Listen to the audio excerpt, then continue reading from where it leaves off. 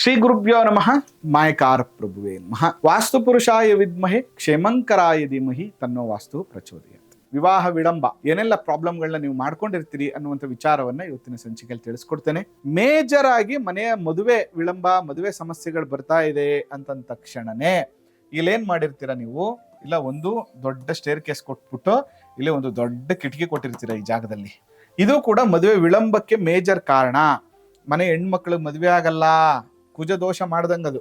South East ಅಂದ್ರೆ ಅಗ್ನಿ ದಿಕ್ಕಂತ ಏನ್ ಕರಿತೀವಿ, ಈ ಅಗ್ನಿ ದಿಕ್ಕನ್ನ ಕಟ್ ಮಾಡೋದು, ಅಗ್ನಿ ದಿಕ್ಕಲ್ಲಿ ಯುಟಿಲಿಟಿ ಮಾಡೋದು, ಇಲ್ಲಿ ಬಾವಿ ಮಾಡೋದು, ವಾಟರ್ ಎಲಿಮೆಂಟು ಮೆಟಲ್ ಎಲಿಮೆಂಟ್ಗಳನ್ನ ಜಾಸ್ತಿ ಮಾಡಿದಾಗ, ಇದನ್ನ ಕಟ್ ಮಾಡಿದಾಗ, ಇದನ್ನ ಎಕ್ಸ್ಟೆನ್ಷನ್ ಮಾಡಿದಾಗ ಮನೆಯ ಹೆಣ್ಣು ಮಕ್ಕಳಿಗೆ ಲೇಟ್ ಮ್ಯಾರೇಜ್ ಆಗುತ್ತೆ.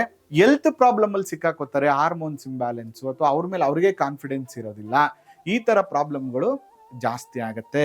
ಯಾವಾಗ ಈ ನೈಋತ್ಯ ಮೂಲೆಯನ್ನ ಕೆಡಿಸ್ತೀರೋ ನೀವು, ಅವಾಗ ಇಂಟರ್ ಕ್ಯಾಸ್ಟ್ ಮ್ಯಾರೇಜ್ ಆಗುವಂಥದ್ದು, ಮನೆಯ ವಿರುದ್ಧವಾಗಿ ಹೋಗುವಂಥದ್ದು, ಈ ತರ ಪ್ರಾಬ್ಲಮ್ಗಳು ಜಾಸ್ತಿ ಆಗುತ್ತೆ. ಆಕ್ಚುಲಿ ಅಗ್ನಿ ಮೂಲೆ ಏನಾದ್ರು ಕೆಟ್ಟ ತಕ್ಷಣ ಪ್ರಾಬ್ಲಮ್ ಏನಾಗ್ಬಿಡುತ್ತೆ ಅಂದ್ರೆ ದೊಡ್ಡ ಸೊಸೆ ಮೇಲೆ ಪರಿಣಾಮ ಬೀರುತ್ತೆ. ಆ ಹೊಂದಾಣಿಕೆ ಆಗಲ್ಲ, ಮನೇಲಿ ಇರಲ್ಲ, ನಾನು ಸಪರೇಟ್ ಹೋಗ್ಬಿಟ್ಟು ಮನೆ ಮಾಡ್ಕೊಂಡಿರ್ಬೇಕು ಅನ್ನುವಂಥ ಪ್ರಾಬ್ಲಮ್ಗಳು ಜಾಸ್ತಿ ಆಗುವಂಥದ್ದು. ಯಾವ್ಯಾವ ದಿಕ್ಕಲ್ಲಿ ಯಾವ್ಯಾವ ಎಲಿಮೆಂಟ್ಸ್ ಇರಬೇಕು ಅನ್ನೋದನ್ನ ಕರೆಕ್ಟ್ ಆಗಿ ತಿಳ್ಕೊಂಡು ಅದರ ಪ್ರಕಾರವಾಗಿ ಎಲಿಮೆಂಟ್ಗಳ ವಸ್ತುಗಳನ್ನ ಜೋಡಣೆ ಮಾಡ್ತಾ ಹೋದ್ರೆ ಆ ಮನೆ ತುಂಬಾ ಇಂಪ್ರೂವ್ಮೆಂಟ್ ಆಗುತ್ತೆ. ಮನೆಯಲ್ಲಿ ಯಾವುದೇ ತರದ ಸಮಸ್ಯೆಗಳಾಗೋದಿಲ್ಲ.